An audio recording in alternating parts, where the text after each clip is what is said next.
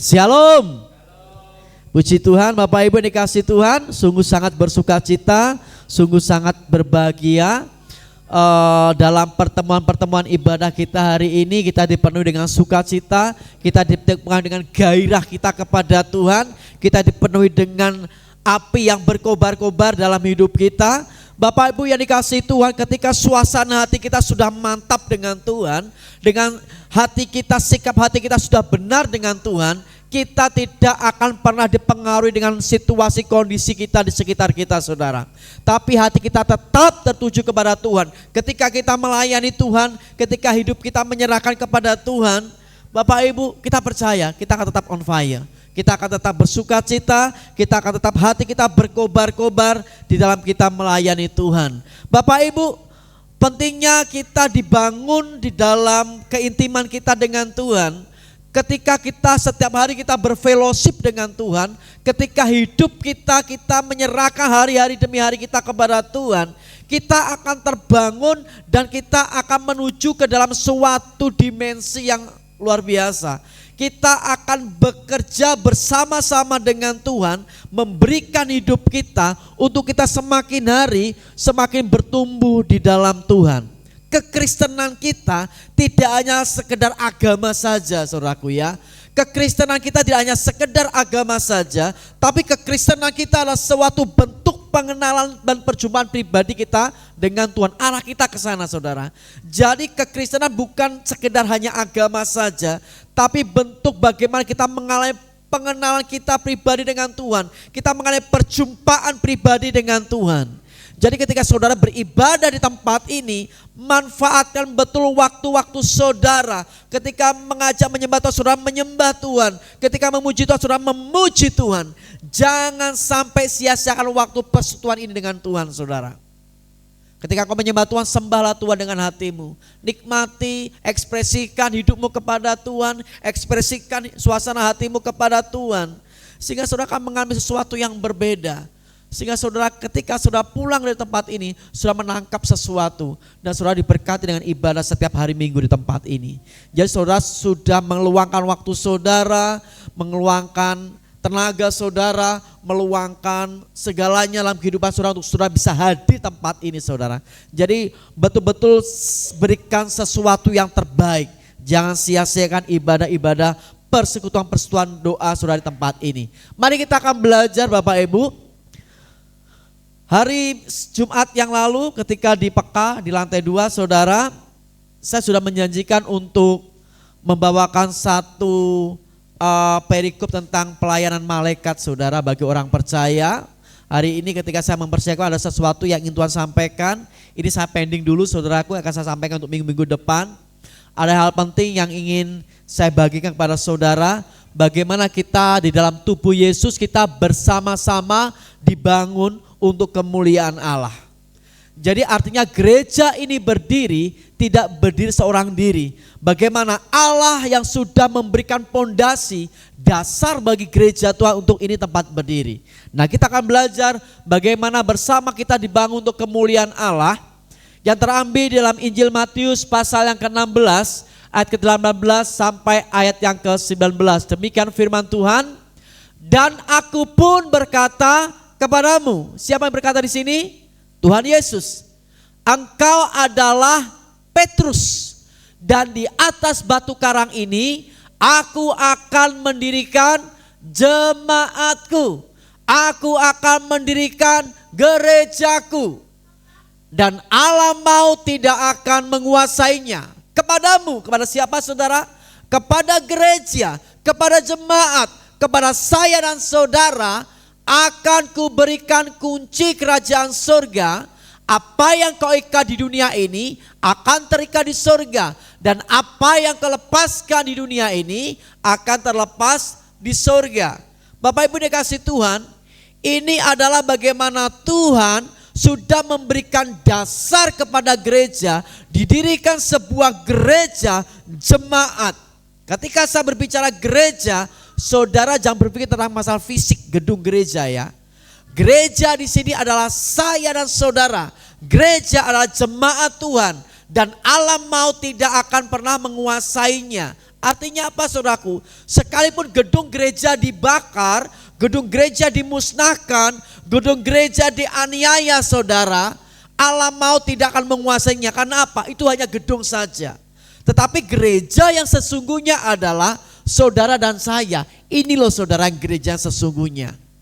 Alam maut tidak akan menguasainya. Artinya apa? Gereja tidak akan pernah bisa dibinasakan. Karena saudara, gedung gereja boleh dibinasakan. Saudara ketahui bahwa hari-hari ini banyak terjadi lawatan Allah di gereja-gereja Tuhan. Di Bandung mereka ada gereja-gereja sel saudara. Mereka ibadahnya di rumah-rumah saudara. Mereka mengalami lawatan Allah. Di China, di Tiongkok saudara. Mereka beribadah sembunyi-sembunyi saudara. Mereka ibadahnya ke gua-gua, mereka ibadahnya ke tempat-tempat yang tersembunyi. Karena apa? Tiongkok adalah negara komunis. Ketika ada mereka tahu beribadah, mereka akan dihukum. Bahkan bisa dihukum mati saudara. Itu terjadi di Tiongkok. Di India juga terjadi lawatan Allah yang luar biasa. Di Afrika lebih luar biasa lagi saudara. Di Afrika ada suatu gedung gereja yang luas gerejanya saudara. Yang luas gerejanya itu 3 km persegi. Luas gerejanya, gedung gerejanya itu lebih daripada 3 km persegi, bayangkan. Itu di Afrika saudara. Sekarang terjadi lawatan revival kegerakan Allah yang luar biasa terjadi. Saudara bisa bayangkan ketika mereka beribadah, jutaan orang berkumpul dalam satu area. Betapa mereka mengalami kegairahan ketika mereka ingin mengalami perjumpaan dengan Tuhan. Ini akhir-akhir zaman saudara, untuk kita menerima setiap penuaian jiwa-jiwa. Nah gereja Tuhan di tempat ini kita akan belajar. Ketika kita bisa bekerja sama, kita dibangun bersama-sama di tempat ini. Dan itu untuk kemuliaan nama Tuhan. Nah di dalam Matius tadi kalau yang kita baca, gereja jemaat tadi itu berasal dari kata eklesia. Apa Bapak Ibu? Eklesia itu artinya yang dipanggil keluar. Dipanggil keluar dari mana Bapak Ibu? Dari kehidupan dosa kita. Dulu kita yang tidak mengenal sama Yesus, dulu yang kita tidak percaya kepada Tuhan Yesus, ketika saudara diambil oleh Tuhan untuk hidup di dalam kekudusan, diambil Tuhan untuk hidup di dalam terang Tuhan, diambil Tuhan untuk hidup dalam kebenaran Tuhan dari kehidupan dosa-dosa kita. Dan disatukan dalam perkumpulan orang percaya. Jadi ada eklesia dipersatukan, dikumpulkan di dalam satu orang percaya. Yaitu gereja-gereja ini saudara. Nah gereja di ayat 11 tadi, ketika sudah dipilih, ketika sudah dipanggil keluar dari kegelapan dan gereja dikumpulkan menjadi satu dan diberi kuasa. Nah, jadi ketika kita sudah dipanggil oleh Tuhan, tidak hanya dibiarkan begitu saja saudaraku. Saudara diberikan kuasa, diberikan otoritas. Apa itu? Kunci kerajaan surga. Artinya apa? Untuk menurunkan kuasa kerajaan surga terjadi di bumi ini. Makanya Tuhan mengajar kepada kita tentang doa Bapa kami. Bapa kami yang di surga, dikuduskan namamu, datanglah kerajaanmu di mana? Di bumi seperti di surga. Gereja diberikan kuasa, otoritas untuk menurunkan kuasa kerajaan surga itu terjadi di bumi. Ini betapa kerennya ketika jemaat Tuhan mengerti hal ini. Saudara enggak akan meninggalkan ibadah-ibadah saudara. Saudara akan tetap on fire apapun yang terjadi saudara. Nah, di dalam suratan Efesus pasal yang kedua ayat 19 ayat 22. Demikian firman Tuhan. Demikianlah kamu. Siapa itu kamu saudaraku? Jemaat Tuhan. Bukan lagi orang asing dan pendatang, melainkan kawan sekerja dari orang-orang kudus. Perkumpulan saudara adalah perkumpulan orang kudus dan anggota-anggota keluarga Allah. 20. Yang dibangun di atas dasar para rasul dan para nabi dengan Kristus Yesus sebagai batu penjuru. Ada 22. Di dalam Dia tumbuh seluruh bangunan rapi tersusun menjadi bait Allah yang kudus di dalam Tuhan. Perhatikan, di dalam Yesus tumbuh seluruh bangunan rapi tersusun menjadi bait Allah yang kudus di dalam Tuhan. Di dalam kamu gereja Tuhan, di dalam engkau jemaat Tuhan, turut dibangunkan menjadi tempat kediaman Allah di dalam roh. Jadi saudara dibangun oleh Tuhan, disusun secara rapi untuk dibangun bersama-sama. Dan dasar pondasinya adalah Yesus sendiri. Ketika Yesus menjadi pondasi kita, tidak ada sesuatu pun yang dapat menghancurkan kita sebagai gereja Tuhan. Nah, Bapak Ibu, ketika kita sudah diberikan otoritas, kuasa, kunci kerajaan surga, untuk menurunkan kuasa kerajaan surga itu terjadi dalam kehidupan kita yang ada di dalam dunia ini. Kita yang dibangun, kita yang tumbuh, dan kita menjadi satu di dalam Tuhan Yesus Kristus. Hendaklah kita hidup bersama-sama di dalam gereja Tuhan. Nah, ada beberapa yang saya sampaikan di sini Bapak Ibu, ada beberapa poin. Yang pertama, bagaimana kita dibangun di dalam satu tubuh, kita dibangun dalam satu Tuhan, dalam satu iman. Perhatikan, setiap jemaat adalah anggota yang komitmen. Setiap kita adalah anggota yang komitmen. Artinya apa Bapak Ibu komitmen itu? Komitmen adalah suatu sikap setia dan tanggung jawab seseorang atau sekelompok orang terhadap sesuatu. Baik itu diri sendiri, orang lain, organisasi, tujuan maupun hal tertentu lainnya dan kesediaan untuk terlibat. Jadi gereja Tuhan ini dibentuk ada sebuah organisme saudara, supaya apa? Dibangun di dalam kesatuan yang utuh. Di dalam jemaat itu adalah anggota-anggota yang berkomitmen, setia, dapat dipercaya dan bertanggung jawab di dalam komunitas yang ada. Dalam hal ini berlaku prinsip ikatan perjanjian, di mana saudara menjadi jemaat lokal di tempat ini, menjadi anggota dan memiliki fungsi atau dampak bagi gereja. Saudara ambil bagian dalam pelayanan, apapun yang bisa saudara kerjakan dengan sepenuh hati, dengan tanggung jawab, dengan komitmen yang sungguh-sungguh, dengan engkau setia dalam pelayanan yang sudah diberikan tanggung jawabmu. Nah, dari sini saudara akan belajar bagaimana ketika setiap jemaat Tuhan yang berkomitmen sungguh-sungguh, saya percaya saudara, gereja ini akan berkembang, bertumbuh secara cepat. Kenapa? Saudara semuanya adalah jemaat-jemaat Tuhan yang berkomitmen, yang loyalitas, yang mengasihi gereja Tuhan tempat ini. Sehingga saudara akan mengalami pertumbuhan demi pertumbuhan saudara. Gereja ini ada supaya saudara bisa melayani bersama-sama. Saudara bisa dibangun bersama-sama. Saya semua jemaat di sini terlibat di dalam semua dalam pelayanan. Tidak ada yang nganggur. Semuanya hidup di dalam pelayanan. Semuanya hidup terlibat di dalam pelayanan. Tidak ada yang nganggur. Apapun jenis pelayanan saudara kerjakan dengan sungguh-sungguh. Nah, berikutnya saudara. Yang kedua, setiap jemaat hendaklah berakar di dalam firman Tuhan. Ketika sudah berakar di dalam firman Tuhan, akhirnya apa yang terjadi? Saudara, iman saudara akan semakin mantap dengan Tuhan. Roma berkata bahwa iman timbul dari pendengaran, dan pendengaran akan firman Kristus. Ketika firman ini sudah berakar dalam kehidupan saudara, saudara gak pernah tergoyahkan. Saudara akan terus berkomitmen, saudara akan melayani Tuhan dengan sungguh-sungguh. Kenapa? Saudara tahu ketika sudah berakar saudara, akar itu semakin dalam dan pondasinya sudah dalam Yesus, apapun tidak akan menggoncangkan saudara. Kekuatan sebuah bangunan sangat ditentukan oleh pondasinya. Kalau akar saudara sudah benar, berakar di dalam Yesus dengan benar, apapun goncangan tidak akan menghadapi saudara itu, dia luar biasa. Saudara tidak akan mudah lemah, saudara tidak akan mudah down, karena saudara akan percaya bahwa iman saudara semakin hari semakin bertumbuh.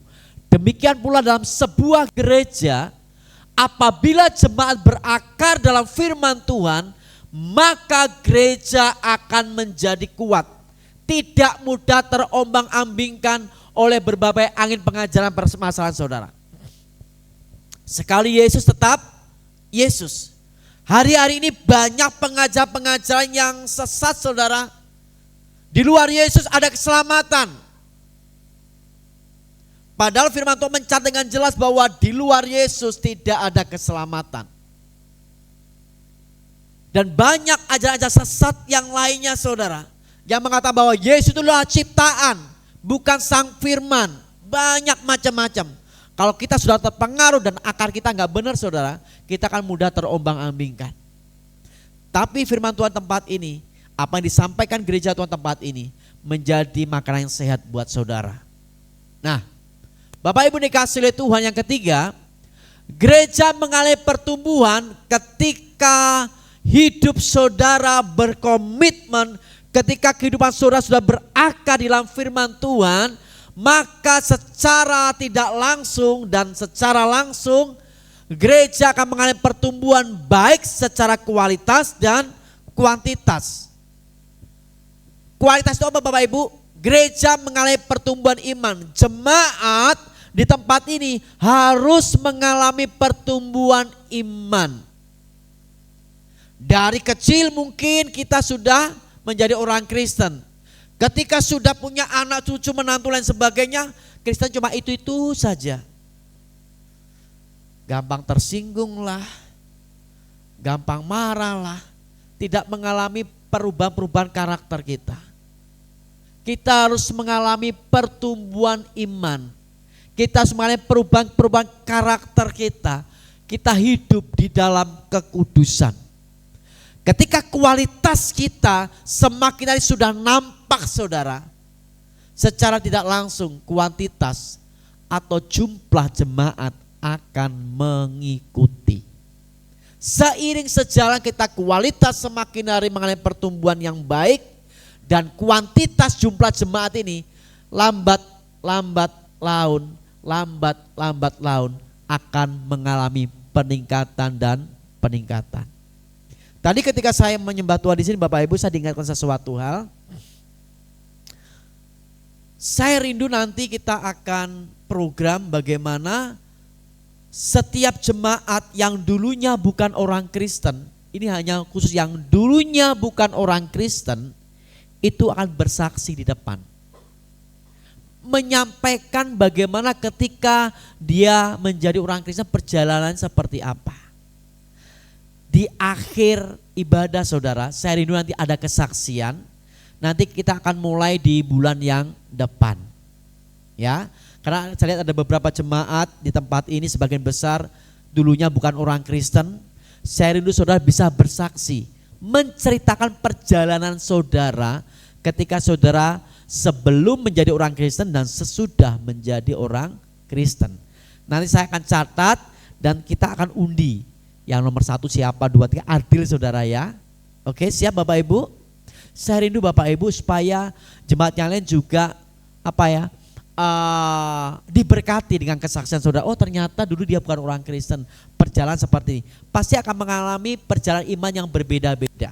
Ya, walaupun dengan cara-cara yang berbeda, tapi dalam satu tujuan dia percaya kepada Yesus. Ya, itu Bapak Ibu, saya menangkap sesuatu. Nanti saya rindu mulai bulan depan kita akan mendengarkan kesaksian dari jemaat-jemaat yang dulunya bukan orang Kristen. Dia mengalami pertumbuhan iman seperti apa. Saya rindu supaya ini menjadi berkat dan kekuatan buat setiap jemaat-jemaat Tuhan. Nanti kita undi secara adil. Jadi Bapak Ibu ambil urutan 1 sampai urutan yang ke-10 misalnya. Nah urutan 1 nanti akan bersaksi di minggu pertama, minggu kedua dan seterusnya dan seterusnya. Siap Bapak Ibu ya? Oke? Ya. Ko Andri siap? Ko Andri dulu bukan orang Kristen loh ya. Dulu ateis, gak pernah ke gereja. Nah Bapak Ibu dikasih Tuhan, Dari ini kita akan belajar supaya saya ingin melihat bagaimana pertumbuhan iman saudara. Kita akan lihat ketika saudara sudah ada di gereja ini, apakah ada pertumbuhan iman dalam kehidupan saudara? Ada pertumbuhan talenta dalam kehidupan saudara. Dulu aku gak melayani Tuhan, ketika di gereja ini saya melayani Tuhan dengan sungguh-sungguh. Nah, berarti ini adalah pertumbuhan-pertumbuhan yang baik saudara. Yang keempat sekarang, saya akan cepat. Jemaat hidup dan dipimpin oleh Roh Kudus.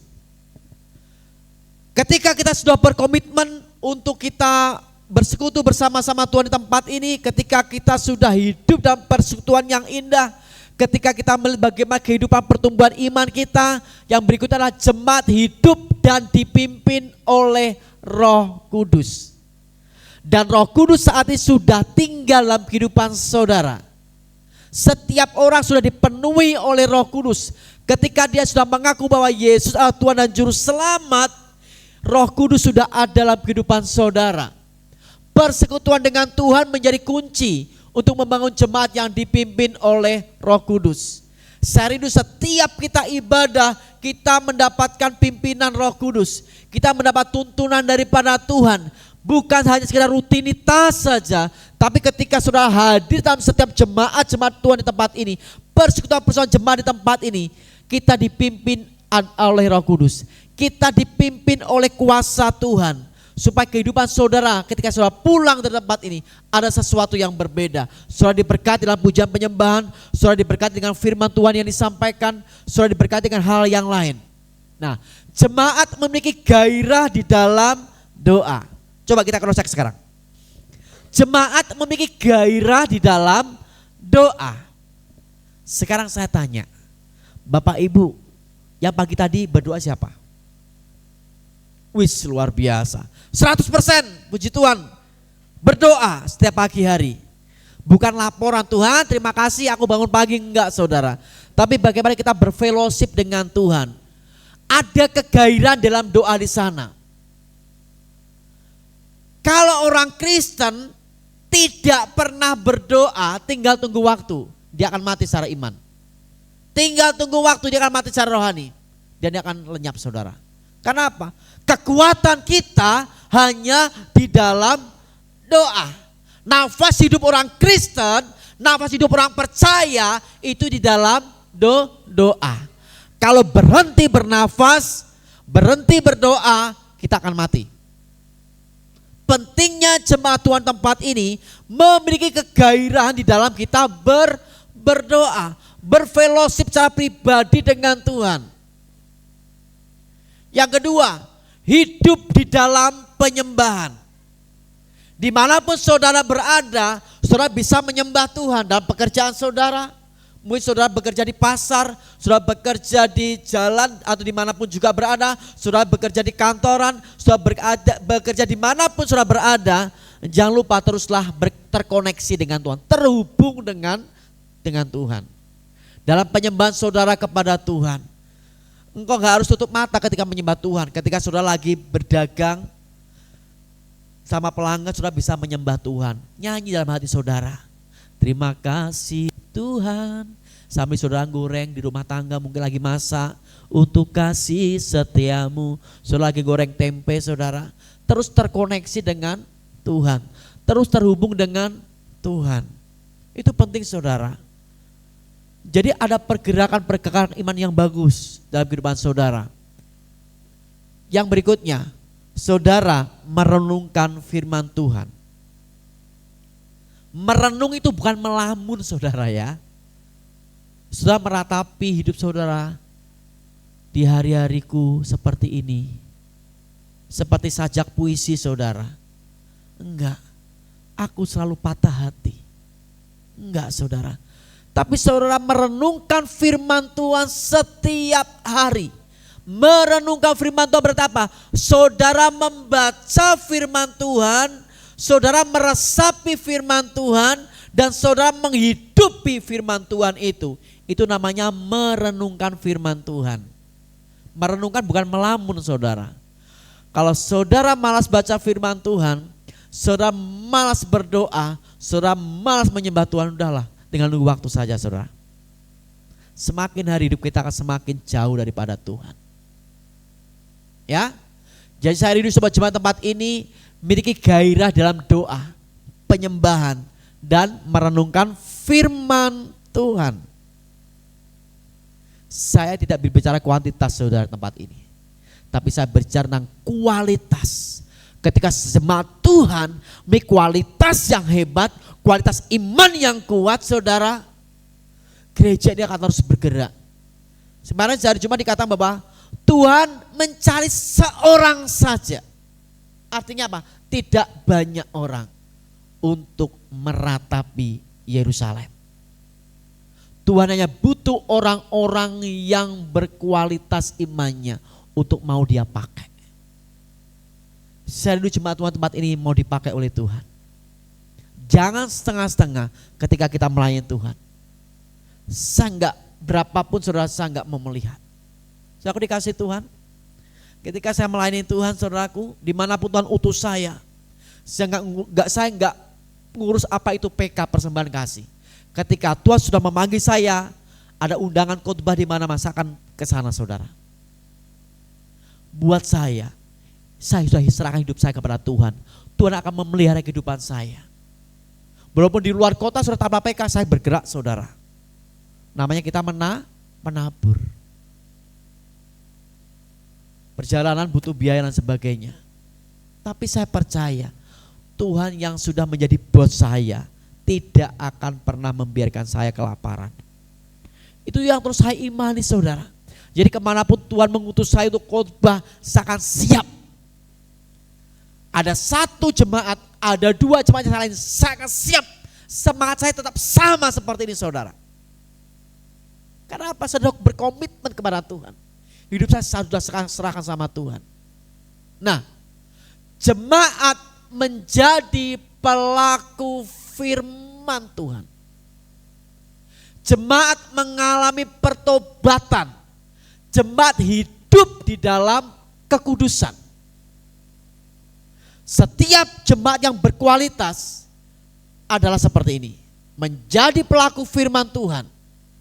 Mengalami pertobatan dan hidup di dalam kekudusan. Maka di depan saya sampaikan, saya rindu, saya ingin mendengar secara langsung. Saudara boleh bersaksi. Mungkin saudara dredeg, ataupun mungkin saudara lagi gobios ketika saudara di depan ini, saudaraku enggak apa-apa, belajar. Karena setiap jemaat rindu mengalami kesaksian pertobatan saudara sekalian satu persatu nantinya. Ya.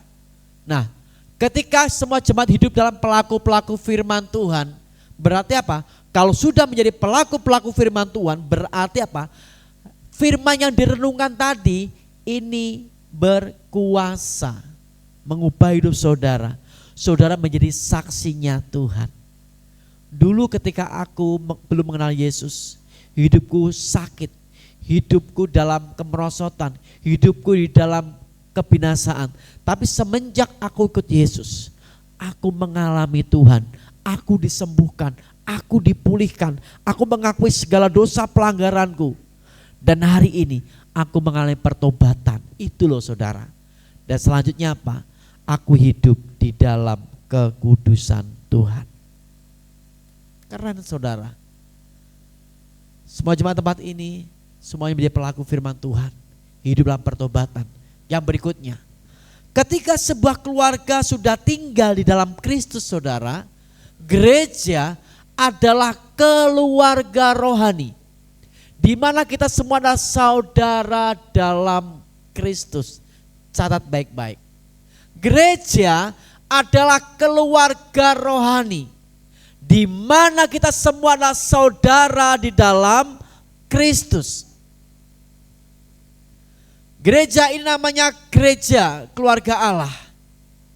Namanya keluarga ya seperti saudaraku ya. Hidup dalam sepenanggungan, ada guyup rukun, hidup saling tolong menolong. Dan ini tidak hanya sekedar menjadi slogan keluarga Allah saja, tapi betul-betul menjadi sebuah realitas kita. Kita adalah bagian dari identitas yang lebih besar, yaitu tubuh Kristus. Ini mengajak kita tentang persatuan kita dalam iman, tanpa memandang latar belakang, budaya, status sosial, pekerjaan apapun saudara.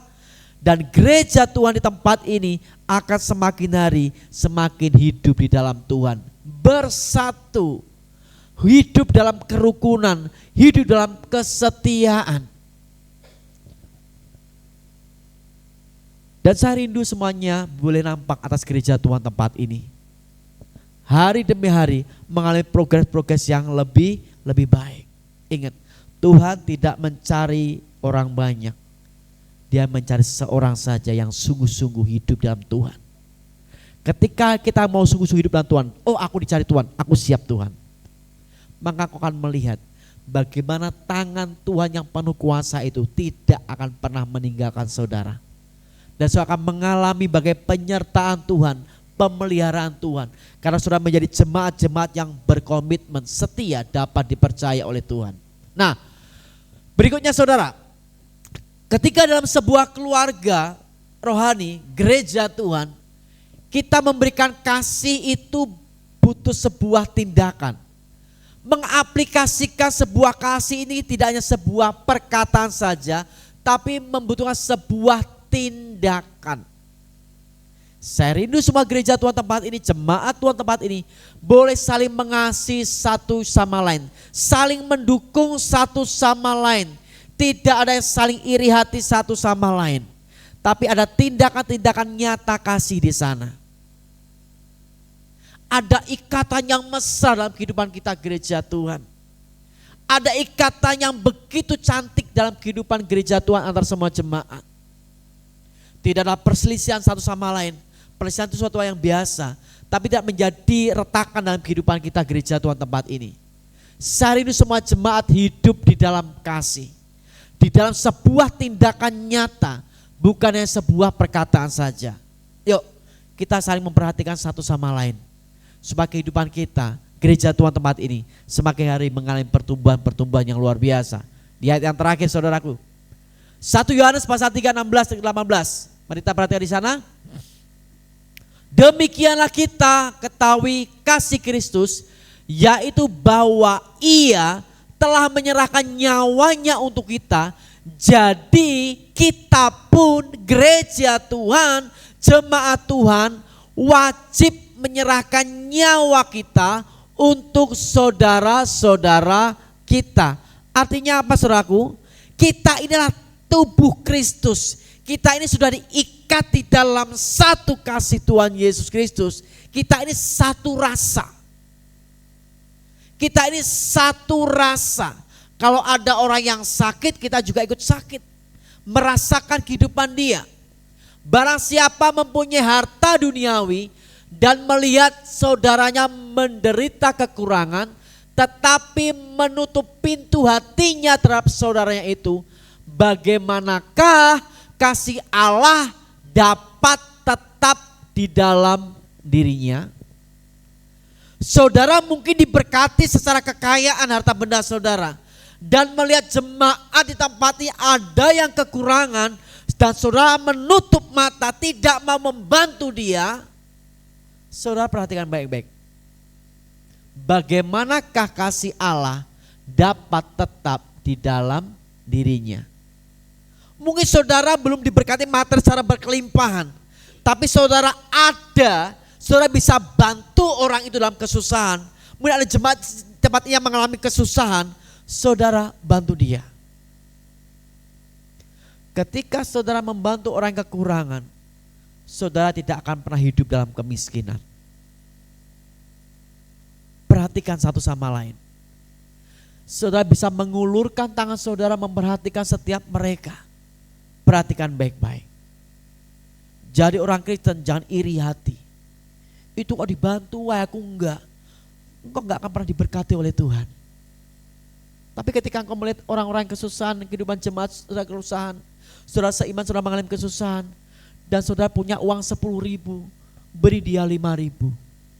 Atau mungkin bahkan aku kasih 10.000 sekalian. Aku percaya aku masih sehat, aku bisa cari lain lagi. Dia lebih butuh daripada saya.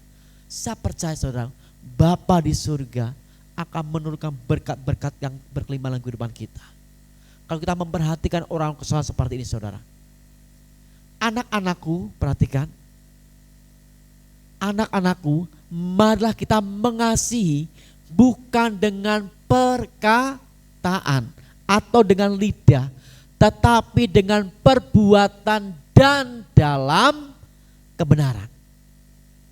Kita menjadi pelaku-pelaku firman Tuhan. Tidak hanya dengan perbuatan saja, tetapi di dalam kebenaran. Tolong setiap jemaat tempat ini saling memperhatikan satu sama lain. Kalau mungkin yang lama tidak beribadah, cobalah besuk mereka. Kalau lama tidak beribadah, coba saudara bersama-sama besuk mereka. Bersama-sama. Saling memperhatikan satu sama lain. Jangan sampai kita menjadi jemaat yang acuh tak acuh, cuek dan lain sebagainya. Itu yang penting dalam setiap kehidupan kita sebagai anak-anak Tuhan. Kita berbagi beban dan kegembiraan. Bersukacita dengan bersukacita, menangis dengan yang menangis. Bagaimana kita dapat menjadi dukungan dan penghibur bagi anggota gereja kita di tempat ini. Ayo jemaat Tuhan, kita berbagi beban dan kegembiraan. Artinya apa? Kita mempunyai empati, saudara. Empati itu gini Bapak Ibu, empati itu kemampuan untuk memahami apa yang dirasakan orang lain, melihat sesuatu dari sudut pandang orang itu, juga membayangkan diri sendiri berada di posisi orang tersebut. Contohnya Bapak Ibu, ketika ada orang yang lagi bersedih saudara, ditinggal meninggal oleh anggota keluarganya, saudara ikut menangis. Saudara merasakan kesedihannya seperti apa yang dia rasakan. Itu namanya empati. Kalau ada orang yang kekurangan makanan dan dia mengalami kelaparan, saudara merasa kesedihan luar biasa. Saudara bisa merasakan bagaimana rasanya lapar, bagaimana rasanya tidak diperhatikan, bagaimana merasa sakit hati. Saudara ikut berempati seperti yang dia rasakan. Nah, itu ketika saudara bisa mempraktekkan saudara akan timbul belas kasihan. Ada beberapa orang saudara, bukan di tempat ini, ketika ada orang yang susah justru dia senang. Senang lihat orang susah, susah lihat orang senang. Ini adalah orang-orang yang tidak punya empati saudara. Ini sudah mati rasa. Banyak orang di luar sana seperti itu saudara. Tapi jemaat Tuhan tempat ini bersukacitalah dengan orang yang bersukacita. Dan menangislah dengan orang yang menangis. Kita punya rasa empati di sana. Kita punya kasih di sana. Supaya nyata kasih Tuhan dalam setiap kehidupan kita. Nah, ketika kita sudah bertumbuh bersama dalam iman, perhatikan Ibrani pasal 10 ayat 24-25, mari kita baca bersama-sama. Dan marilah kita saling apa? Memperhatikan supaya kita saling mendorong dalam kasih dan dalam pekerjaan baik. Ayat ke-25. Janganlah kita menjauhkan diri dari pertemuan-pertemuan ibadah kita seperti dibiasakan oleh beberapa orang, tetapi marilah kita saling menasihati dan semakin giat, bukan masa-masa lagi, melakukannya menjelang hari Tuhan yang mendekat. Kita semakin giat menjelang kedatangan Tuhan. Jangan tinggalkan persetujuan ibadah kita. Jangan jemu-jemu kita hidup di dalam persekutuan. Marilah kita saling menasihati dan semakin giat, artinya semakin giat hari demi hari kita semakin berpacu, semakin semangat menjelang kedatangan Tuhan. Janganlah kita menjauhkan diri dari pertemuan-pertemuan ibadah kita. Kalau engkau mau bertumbuh bersama-sama dalam iman di tempat ini, jangan menjauhkan dirimu dari pertemuan-pertemuan ibadah. Yang terakhir saudara, gereja Tuhan tempat ini ada supaya saudara bisa berkontribusi bersama-sama. Setiap anggota memiliki peran penting dalam gereja. Pak Sugeng memiliki peran penting di gereja ini. rahasia memiliki peran penting gereja ini. Semuanya punya kepentingan di dalam gereja ini. Kita akan tanggung jawab untuk melayani sesuai dengan karunia yang diberikan Tuhan. Terus ditambahkan. Supaya hari demi hari saudara mengalami pertumbuhan dalam talenta saudara. Bagaimana pelayan kita menjadi wujud kontribusi kita dalam keluarga gereja Tuhan. Jadi di awal saya sudah sampaikan, jemaat Tuhan jangan ada yang pasif di tempat ini. Harus aktif di dalam melayani Tuhan. Harus aktif. Supaya saudara mengalami pertumbuhan dalam iman saudara, dalam talenta saudara. Gereja sudah memberikan fasilitas di tempat ini. Apapun yang bisa saudara kerjakan. Saudara berikan talenta untuk masak, layani. Kalau mungkin ada tamu di tempat ini, layani mereka dengan baik. Apapun yang saudara kerjakan, ingat upahnya sama. Ya. Nah, 1 Petrus 4, 10, 11, layanilah seorang akan yang lain sesuai dengan karunia yang telah diperoleh tiap-tiap orang sebagai pengurus yang baik dari kasih karunia Allah. Jika ada orang yang berbicara, baiklah ia berbicara sebagai orang yang menyampaikan firman Allah. Jika ada orang yang melayani, baiklah ia melakukannya dengan apa? Kekuatan yang dianugerahkan Allah. Supaya Allah dimuliakan dalam segala sesuatu karena Yesus Kristus. Ialah yang empunya kemuliaan dan kuasa sampai selama-lamanya. Layanilah seorang akan yang lain. Ini perintah firman Tuhan. Kita tidak bisa hidup sendiri. Kita ini adalah keluarga Allah di tempat ini. Layanilah seorang satu sama lain. Jangan sampai ada kebencian, rasa tidak suka dengan satu sama lain. Mari bersama-sama kita saling merangkul satu sama lain. Hidup saling mengasihi satu sama lain. Hidup saling rukun dengan satu sama lain. Saya rindu ketika ada kegerakan seperti ini, saudara akan hidupnya akan berdampak satu sama lain. Kesimpulannya Bapak Ibu, marilah kita memelihara dan menghargai hubungan ini dengan baik dan cermat. Memperlakukan gereja sebagai keluarga kita yang memiliki peran khusus dalam pertumbuhan rohani dan dalam misi bersama untuk mengabarkan Injil kepada dunia. Ingat, gereja dipanggil keluar supaya saudara menjadi saksi-saksi Tuhan dimanapun saudara berada. Ketika gereja kuat, ketika keluarga Allah kuat di tempat ini, saya tidak berbicara kuantitas, saya berbicara kualitas.